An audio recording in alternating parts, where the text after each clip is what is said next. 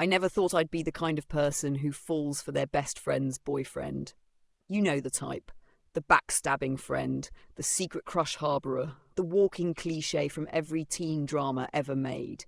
But here I am, sitting in the back corner of Morrison Library, watching Emma and James across the room, and my heart feels like it's being squeezed in a vice. Emma's my best friend. Has been since 7th grade, when she defended me against Brittany Cooper's Mean Girl squad in the cafeteria. She's the person who held my hair back when I got drunk for the first time at Sarah Peterson's Sweet 16, the one who drove 6 hours to pick me up when my car broke down during spring break. She's my person, my ride or die. And James? He's the plot twist I never saw coming. I met him first, actually.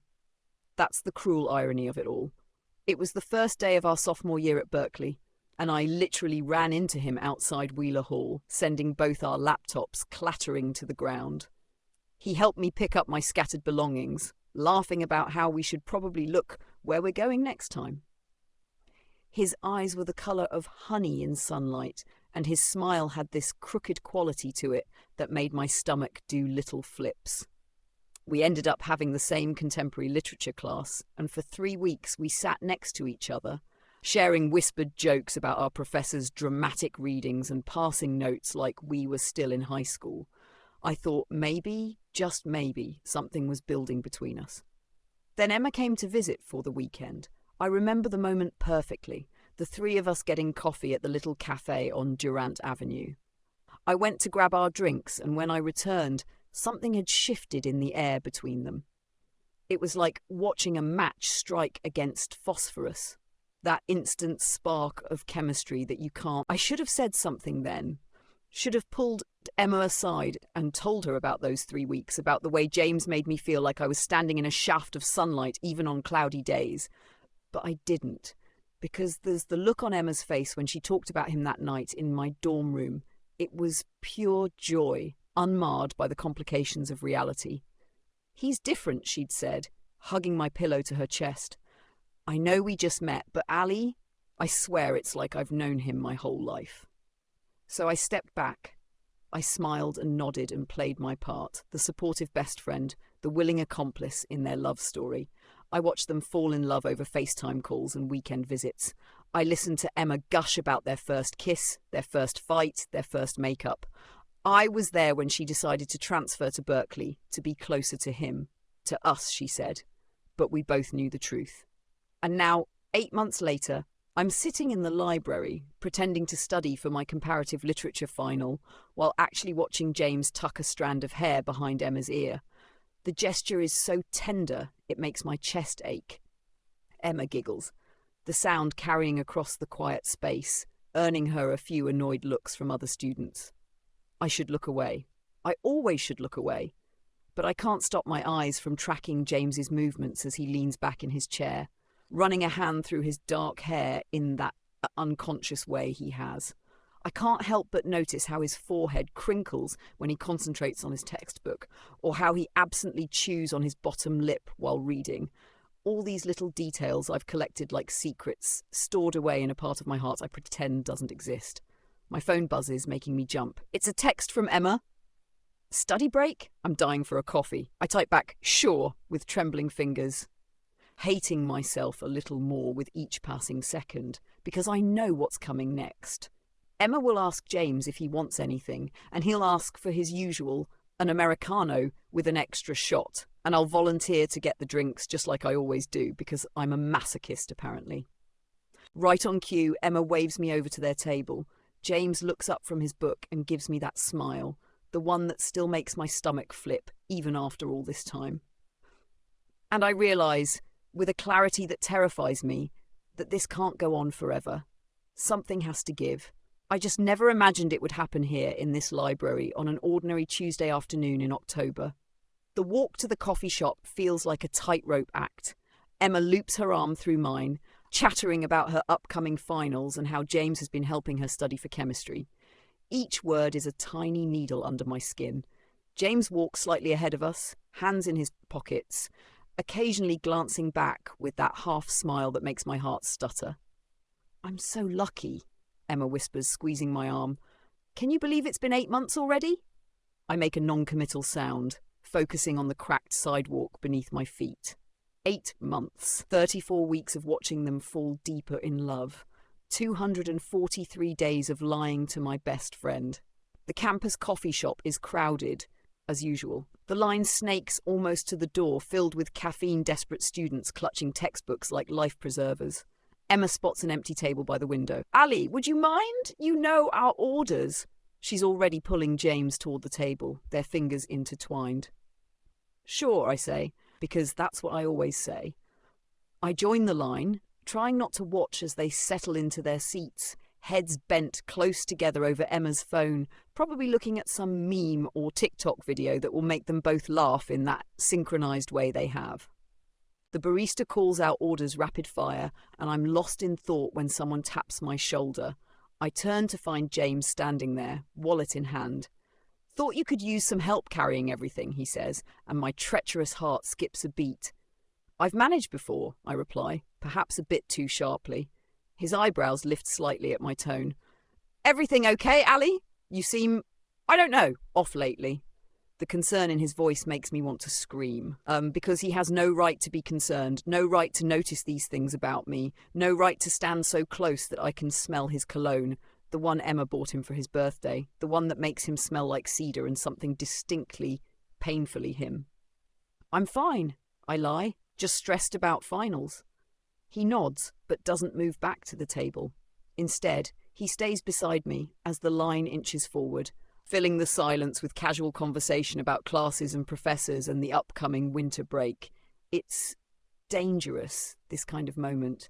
These little pockets of time where it's just us, where I can pretend that things are different, that we're different. "Remember that first day in Conway's class?" he asks suddenly. "When you drew that cartoon of him as a Shakespeare character in the margins of your notebook?" My chest tightens. He remembers that? "You mean when you nearly got us both kicked out because you couldn't stop laughing? Hey, it was funny! You even gave him the little collar thing. What's it called?" "A ruff," I say, and we both laugh, and for a moment, just a moment, it's like those first 3 weeks again. Then Emma calls out from across the room, "What's so funny?" And reality crashes back in like a wave. James turns to wave at her, but I catch something in his expression. A flicker of something. Regret?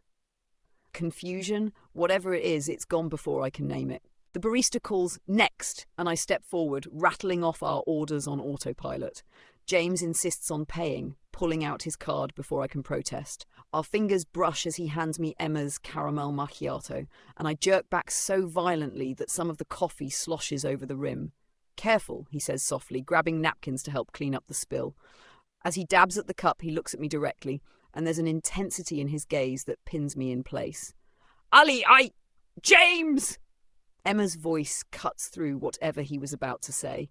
"Can you grab me another sugar packet?" He straightens up, the moment shattering like glass. "Yeah, sure, babe!" I watch him walk away, my hands shaking as I pick up the remaining drinks. When I return to the table, Emma is showing James something on her phone again, both of them laughing. I slide into the empty chair across from them, feeling like an intruder in my own life. Emma looks up, her smile bright enough to blind. "Oh my God, Ali, you have to see this video James sent me this morning. It's hilarious." But I'm not looking at the phone she's turning toward me. I'm looking at James, who's looking at me with an expression I can't read, one that makes my stomach twist with equal parts hope and guilt. And in that moment, I make a decision that will change everything. I need to tell Emma the truth, today, before this feeling eats me alive from the inside out. The walk back to the library feels like a funeral march. My pulse thunders in my ears, drowning out Emma's continued chatter about viral videos and final exams. The coffee in my hands might as well be liquid guilt, burning through the paper cup and into my skin. James walks on Emma's other side now, but I can feel his eyes occasionally drifting toward me. Each glance is like a physical touch, making my skin prickle with awareness. I wonder if Emma notices. I wonder if she's noticed all the other times, all the stolen looks and charged silences that have been building like static electricity over the past months. Back in the library, we settle at our original table. Emma pulls out her chemistry textbook and James automatically slides closer to help her study. It's such a couple thing to do. so normal, so right. And yet, I watch as James explains molecular structures, his hand brushing Emma's as he points to different diagrams. But there's tension in his shoulders that wasn't there before, and his explanations seem distracted, rushed. Twice, he has to correct himself on basic concepts. "Are you okay?" Emma asks him, touching his arm.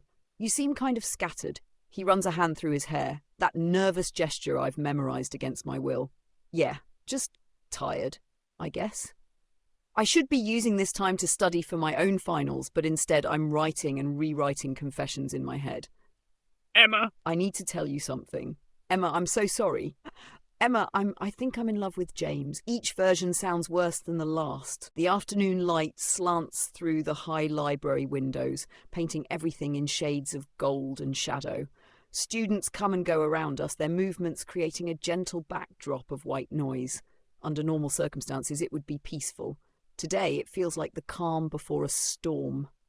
"I'm going to grab that reference book Professor Chen mentioned," Emma announces suddenly, standing up, back in a few. As soon as she disappears between the towering shelves, the air at our table grows thick with unspoken words. James pretends to read his textbook, but I can see his eyes aren't moving across the page. I pretend to type notes on my laptop, but my fingers hover motionless over the keys. Finally, he speaks, his voice barely above a whisper. "Ali? Don't." The word comes out sharper than I intended. "Whatever you're going to say, just don't." He leans forward, those honey-coloured eyes intense. "We need to talk about this." "There's nothing to talk about." "You know that's not true." He glances toward the shelves where Emma disappeared, then back to me. "I've seen the way you look at me." My heart stops, then restarts at double speed. "James. And I think you've seen the way I sometimes look at you too." The world tilts sideways. I feel dizzy, like all the oxygen has been sucked out of the room. Because this is worse than anything I could have imagined. This is confirmation that I'm not crazy, that I haven't been imagining the lingering looks, the charged moments, the what-ifs that hang in the air between us. "You can't say things like that," I whisper, but my voice shakes. "You're with Emma. You love Emma." "I do love Emma," he says, and the pain in his voice matches the ache in my chest. "But there's something here too, isn't there? Something that's been here since that first day outside Wheeler Hall." "Stop it." I start gathering my things, my hands trembling so badly I can barely grip my laptop. This conversation isn't happening. "Ali, please." He reaches for my hand across the table. That's when we hear the sound of books hitting the floor. We both turn to see Emma standing there, her face white as paper, a scattered collection of books at her feet. Her eyes move from James's outstretched hand to my face, and in that moment, I watch 8 years of friendship shatter in her expression. "Emma," I breathe, but the word comes out like a plea. She takes a step backward, then another. Other students are looking up now, drawn by the noise and the drama unfolding in their quiet study space. "How long?" Emma's voice is barely audible. When neither of us answers immediately, she asks again, louder, louder. "How long has this been going on?" "Nothing's going on," I say quickly. At the same time, James says, "It's not what you think." Wrong answers, both of them. Emma lets out a laugh that sounds more like a sob. Don't you dare lie to me. I saw you. I've been seeing it for weeks. But I kept telling myself I was imagining things, that my best friend wouldn't do this to me, that the guy I love wouldn't." She breaks off, pressing a hand to her mouth. I stand up so quickly my chair scrapes loudly against the floor. "Emma, please let me explain." "Explain what?" Her voice rises, echoing through the library. "Explain how you've been in love with my boyfriend, how you both have been making a fool out of me, how every time I told you about our relationship, you were what? Laughing at me?" "No!" The denial bursts from me. It wasn't like that. It was never like that. But Emma's not listening anymore. She turns to James, tears streaming down her face. "And you? Was any of it real? Or was I just convenient because she wouldn't have you?" James stands up, his chair clattering backward. "Emma, that's not fair. What we had, what we have, it's real. I never meant for any of this to happen." "What exactly is this?" Emma's voice has gone dangerously quiet. Around us, students are either openly staring or pretending very hard not to listen. Because from where I'm standing, it looks like my boyfriend and my best friend have been having some kind of emotional affair behind my back. The word affair hits me like a physical blow. We haven't done anything, I protest weakly. Nothing happened between us. Nothing physical, you mean? Emma's eyes are fierce through her tears. Because emotional cheating is still cheating, Ali. And somehow this feels worse. All those times I came to you for advice about him. All those times I told you how happy I was. Was any of it real? Was our friendship even real?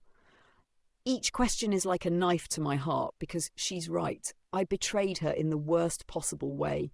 Not with actions, but with feelings I couldn't control and secrets I chose to keep. Your friendship was real, James interrupts, taking a step toward Emma. Ali's been trying to fight this. She's been distant for weeks because she was trying to protect you. Don't you dare try to defend her, Emma shouts, her voice breaking. And don't you dare act like you're some noble person in all this. I saw you just now. You were going to take her hand. You were going to. She cuts herself off, running her hands through her hair in frustration. The librarian appears at the end of the aisle, looking concerned. Is everything all right here? No, Emma says, wiping her tears furiously. Nothing is all right. Nothing will ever be all right again. She starts gathering her things, shoving books into her bag with shaking hands. James moves to help her, but she jerks away from him like his touch burns. Emma, please, I try one more time, my voice cracking. You're my best friend. You're my person. We can fix this. She straightens up, fixing me with a look of such hurt and betrayal that I physically step back. Your person? Her laugh is bitter, sharp. No, Ali, I'm not your person anymore. A person doesn't do this to someone they love. A friend doesn't fall for their best friend's boyfriend and then lie about it for months. A friend doesn't. She swallows hard, her voice trembling. A friend doesn't break your heart while pretending to protect it. With that, she slings her bag over her shoulder and walks away, leaving James and me standing there in the wreckage of what we've done. My heart screams at me to go after her, but my feet stay rooted to the floor. For a long moment, James and I are silent. Then he says softly, "This is my fault too." "It doesn't matter whose fault it is," I reply, my voice hollow. We both destroyed something we can't ever get back. And as I turn to leave the library, I know that nothing will ever be the same. Not between Emma and me. Not between James and me, and not within myself.